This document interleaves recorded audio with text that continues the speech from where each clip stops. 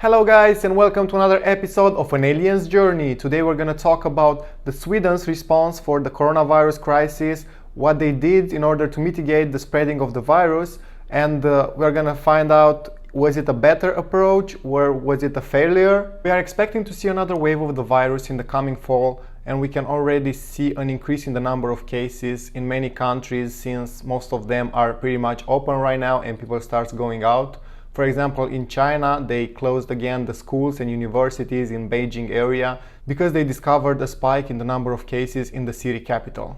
Also here in Texas, United States, we can see an increase in the number of cases, and there was also a discussion about a new stay-at-home order. So we have to come with a solution for the coming fall.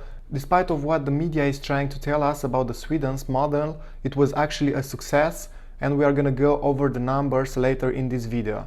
Of course, we cannot really call it a success when people are dying, but compared with what the model was predicting and what the real numbers were actually saying is a big difference, and maybe more countries should think about the same approach as Sweden did. In the last weeks, we've seen a lot of headlines like Sweden coronavirus experiment has well and truly failed, or Sweden's COVID death rate now 10 times higher than Norway's. Let's see how much of this is true and how much is not. In case you don't know, Sweden's approach was pretty much different from any other countries. They look up at the data and facts, and their epidemiologists and the government decided that going into a lockdown is going to be disastrous for the economy, for people deaths and people quality of life for the long term. Sweden decided not to go into lockdown, and they estimated, according to what data they have about the virus, that they will probably see double the number of deaths they see in a regular flu season, which is about 2,000 deaths in a regular flu season in Sweden, and now they were expecting double of that. And at this moment, the number is a little bit over 5,000, so they are pretty much almost there, a little bit over double the number of cases for a regular flu season. So they have right now pretty much what they were expecting to have. Sweden didn't go out there and do nothing about the virus. They actually encourage people to social distance and stay at home and work from home if that's possible. They never closed the schools for kids under the age of 16. They could all the time go to school. The daycare facilities were all the time open, but they did close the schools for kids over the age of 16, and the universities.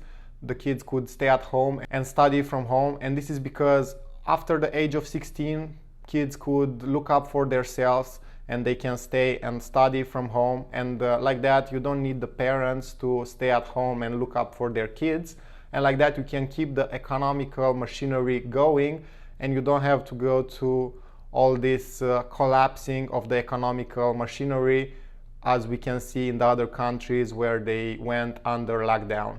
And they closed down any event with over 50 people, but if you are planning to do a wedding and you keep it under 50 people, you can still do it. If you have a birthday party, you can still do it as long as you keep the number of people under 50, and so on. And they didn't enforce this in any way, they just recommended this, and they presented these guidelines for the people in order to social distance. They also said to bars that they can't have standing people and they can't have clubs with people standing and packed together. They have to have tables and people sitting down at tables and go out and enjoy a drink if they want to do so, but they have to be sitting all the time, they can't stand. So this is the Sweden's approach. They took a more relaxed approach over this, and they never shut down their economy. I heard a good analogy about the Sweden model and the other countries. So let's say everybody is driving on interstate with 80 miles an hour. This is the speed limit. And suddenly something happened, a virus hit, and everybody have to slow down. Since all the other countries slowed down to 10 miles an hour, Sweden slowed down to 40 miles an hour. But the thing is, when you are driving with 10 miles an hour, that's too slow, you're getting bored. 10 miles an hour, it's, let's say, lockdown, sheltering in place, closing the schools, closing everything. But Sweden's took a more relaxed approach. With 40 miles an hour, they are not getting bored because they are still driving, they are still going forward, and they can do that consistently for the long run. And when the other countries are getting bored and they start speeding again and get the virus again and all these problems, Sweden can do that consistently, and even if in the short run they may see a higher number of deaths, in the long run they are gonna win. Now, one of the reasons why we are seeing a flooding in headlines about the Sweden's failure and how bad they manage this situation is because the reports are coming out of Sweden, and it's showing that Sweden's economy actually grew while all the other nations are going through a Great Depression because of the lockdown and sheltering in place and all these measures they took. So now the media, who was pushing all these lockdowns, and the politicians, instead of coming and say, hey, I think we may be overreacting, and maybe we didn't have to do all these measures, and maybe in the coming fall we should maybe look at the Sweden's model. Instead of doing that and accept they may have been wrong, they are doing the opposite, and they are trying to point the finger at Sweden and trying to show us, hey, look how bad the situation is in Sweden, and try to smear them. And they won't tell us that Sweden's epidemiologists were actually right when they estimated about double the number of deaths of a regular flu season, which we are seeing now. And when the Imperial College of London model came, they were predicting a huge number of deaths for Sweden. Let's see what number they were estimating at that time and what numbers we really have right now. The Imperial College of London was presenting the model for Sweden, a nation with 10 million people. They were expecting to have, without any mitigation, any sheltering in place, any lockdown, which they didn't do. They were expecting to have 75,000 to 100,000 deaths by the end of June. And the reality is showing that Sweden, without sheltering in place and without doing the lockdown, they have just a little bit over 5,000 deaths, which is a huge difference from what the fear-mongering model was showing and what the reality is.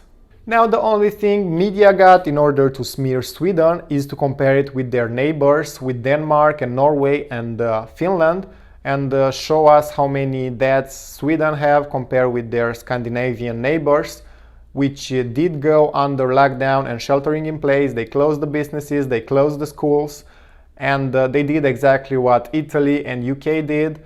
They close everything, everybody stays inside, and there is not much surprise when people are hauling themselves up in their house that nothing bad is going to happen to them. They are not going to get a virus, they are not going to get hit by a car, and they are going to be safer there. This is like just common sense, and you can easily understand why their neighbors have fewer deaths than they have.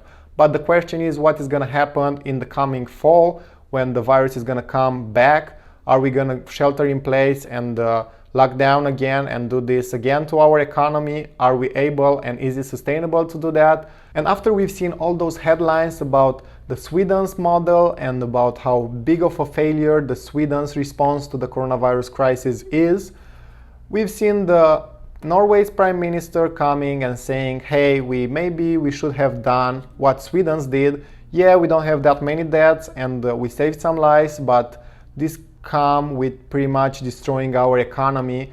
And turns out that the doom and gloom model that was sold to us from the Imperial College of London wasn't really come to pass in Sweden.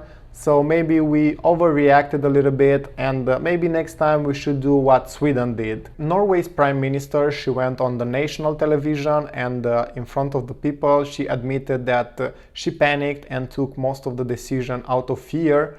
Quote, was it necessary to close schools? Perhaps not. Then she went on and said, I probably took many of the decision out of fear. She admitted that it was the images flooding from Italy that made her panic and made her take the measures that she took, which was shutting down the economy, shutting out the nation, and probably looking at the Sweden, it wasn't so necessary. Sweden knows its biggest problem. Half of their deaths are coming from nursing home, and they are doing now an investigation in order to find out what is making their nursing homes so susceptible for the virus and what they can do in order to mitigate the spreading of the virus in the nursing home and how they can protect their vulnerable people. What do you think about the Sweden model? Do you think it's a better approach or a worse approach than what your country did? Please let me know down in the comment. I want to see your opinion about it. Thank you for watching. Check out my previous video about what is going on in America with all these protests and looting and firing and everything.